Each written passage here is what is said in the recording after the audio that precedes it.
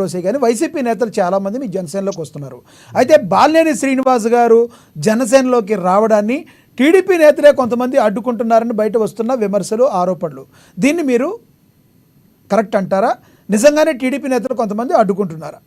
కొంతమంది ఒక section of media కూడా డిఫరెంట్గా ప్రవర్తిస్తుంది, పవన్ కళ్యాణ్ గారిని ఇరుకాటంలో పెడుతున్నారు అని విమర్శలు కూడా వస్తున్నాయి. దీన్ని మీరు ఎలా చూస్తారు?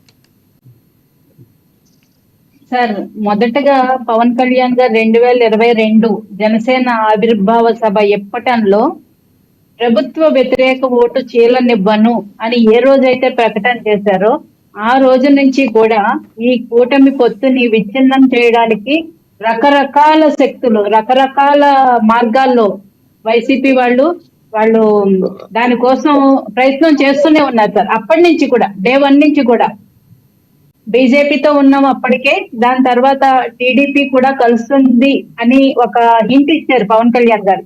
ఆ రోజు నుంచి మొదలు పెట్టారు సార్, రకరకాల మాధ్యమాల ద్వారా, యూట్యూబ్ ఛానల్స్ ద్వారా, అలాగే ఇన్ఫ్లుయెన్సర్స్ ద్వారా, మన సోషల్ మీడియాలో అయితే లక్షల కొద్ది ఖాతాలు సార్, ఇండివిజువల్ అకౌంట్స్. దాని ద్వారా ఎన్నో రకాలుగా అటు జన సైనికులను కానీ, ఇటు టీడీపీ నాయకులను కానీ, కార్యకర్తలను కానీ రెచ్చగొట్టి ఇద్దరి మధ్య పరపచ్చాలు తేవాలని చెయ్యని ప్రయత్నం లేదు సార్.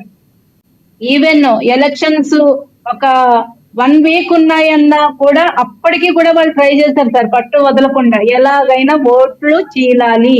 ఇక్కడ ఏదైతే పవన్ కళ్యాణ్ గారు, చంద్రబాబు నాయుడు గారు, లోకేష్ గారు, బాలినేని గారి విషయంలో మీ ఇప్పుడు మీరు కూటమి ప్రభుత్వం స్టార్ట్ చేసి టీడీపీ స్టాండ్ ఏ రకంగా ఉంది, అది ఈ రోజు ప్రశ్న. అదే సార్, నేను ఇప్పుడు జరుగుతున్న పరిణామాలు తెలియాలంటే మనం అక్కడి నుంచి చెప్పుకుంటూ రావాలి సార్ ఖచ్చితంగా. ఎందుకంటే సో బీజేపీతో ఉన్న ముగ్గురు ఉన్న కూటమిని విచ్ఛిన్నం చేయాలని చెయ్యని ప్రయత్నం లేదు సార్. ఈవెన్ టీడీపీకి అనుకూలంగా ఉన్న మీడియా అని చెప్పుకునే కొంతమంది కూడా ప్రయత్నం చేశారన్నది అందరికీ బాహాటంగా తెలిసిన సత్యమే. అయితే ఇక్కడ మనం గమనించాల్సింది ఏంటంటే, అటు చంద్రబాబు నాయుడు గారు కానీ, పవన్ కళ్యాణ్ గారు కానీ, లోకేష్ బాబు గారు కానీ, వీళ్ళు ముగ్గురు చాలా స్ట్రాంగ్ గా ఉన్నారు. ఈ మైత్రి కేవలం ఈ ఎలక్షన్స్ కే కాదు, రాబోయే ఇంకొక 2 ఎలక్షన్స్ కూడా మనం కొనసాగాలి. అలా అయితేనే ఈ వైసీపీ అనే పార్టీని సమూలంగా ఈ రాష్ట్రం నుంచి తరిమి కొట్టగలం అని వీళ్ళు చాలా స్ట్రాంగ్ గా బిలీవ్ చేస్తున్నారండి. వాళ్ళు స్ట్రాంగ్ గా ఉన్నారు. అంటే ఒక కూటమి ఏర్పడుతుందంటే దాని తర్వాత రాబోయే పరిణామాలన్నీ వాళ్ళు చర్చించుకున్నారు సార్.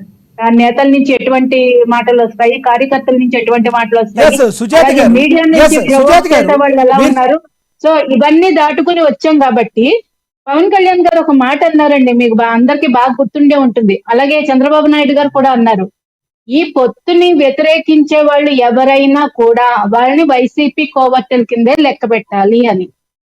అది మీడియా అయినా అంతే, సామాన్య కార్యకర్త అయినా అంతే, నాయకులైనా అంతే సార్. ఎవరు ఇందులో దానికి తీసుకోవడానికి లేదు. అయితే ఇప్పుడు జనసేనని ఏదో కొన్ని రోజులు పొగిడేసి దాని తర్వాత జనసేనలోకి ఎవరైనా నాయకులు వస్తుంటే వాళ్ళని వ్యతిరేకిస్తూ మహా మేధావులు, కొంతమంది మీడియా ప్రముఖులు దీన్ని ఒక పరుపచ్చాలు తెచ్చే స్థాయికి తీసుకెళ్ళడాన్ని ప్రతి కార్యకర్త నిశ్చితంగా గమనిస్తున్నారు సార్. అలాగే చంద్రబాబు నాయుడు గారు సుజాత గారు మళ్ళీ వస్తాం మీ దగ్గరికి. జనసేన పార్టీ కార్యాలయంలో చేరికల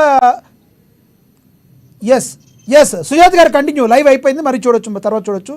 సుజాత గారు కంటిన్యూ.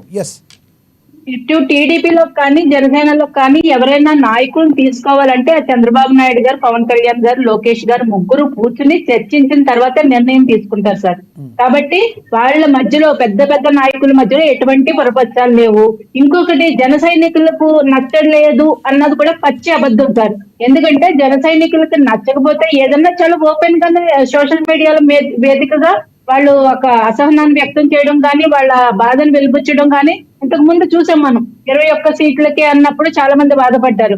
అలాగే కూటమి అన్నప్పుడు కొంతమంది వ్యతిరేకించారు. వాళ్ళు ఏదైనా చెప్పాలనుకుంటే బాహటంగానే వ్యతిరేకిస్తారు కానీ ఇంకొక మీడియా ఛానల్ దగ్గరికి వెళ్ళి వాళ్ళ చెవులు అయితే చెప్పరు సార్. ఇది మనం అందరం గుర్తుపెట్టుకోవాలి. కాబట్టి జన సైనికులకి బాలినేని శ్రీనివాస్ రెడ్డి గారు జనసేనలోకి రావడం ఇష్టం లేదన్నది తప్పు వార్త అండి, అది అసత్యం. అలాంటి వార్తల్ని వడ్డీ వాళ్ళు ఎవరున్నారో జాయిన్ అయిపోయారు ఇప్పుడే. అదండి సో అటువంటి వార్తల్ని ఫేక్ న్యూస్ ని స్ప్రెడ్ చేసే వాళ్ళు ఎవరున్నారో వాళ్ళని అటు చంద్రబాబు నాయుడు గారు కానీ ఇటు పవన్ కళ్యాణ్ గారు నిశ్చితంగా గమనిస్తున్నారండి. వాళ్ళని ఎప్పుడు పక్కన పెట్టాలో అప్పుడు పక్కన పెడతారండి. అటువంటి విషయాల్లో డోకా Yes. ఏమి లేదు sir. Yes yes yes so ఈ మధ్య మనం లోకేష్ గారు ఒక మాట అనడం కూడా, అంటే ఒక న్యూస్ బయటకు వచ్చింది. కొంతమంది టీడీపీకి ప్రోగా చెప్పుకునే ఛానల్స్ కూడా టీడీపీ జనసేన పొత్తుని విడగొట్టడానికి ప్రయత్నించారని, వాళ్ళకి లోకేష్ గారు గట్టిగా వార్నింగ్ ఇచ్చారని కూడా మనం వినడం జరిగింది. కాబట్టి ఏదో ఒక ముసుగు వేసుకుని ఇంకొకటి ఏదో ఫేక్ న్యూస్ స్ప్రెడ్ చేస్తామంటే తెలుసుకోలేనంత అమాయకులు ఏం కాదంటే, ఆయన 40 years ఎక్స్పీరియన్స్ ఉన్న నాయకుడు. అలాగే పవన్ కళ్యాణ్ గారు రాజకీయాల్లో ఆరుతేరు ఉన్నారు కాబట్టి సో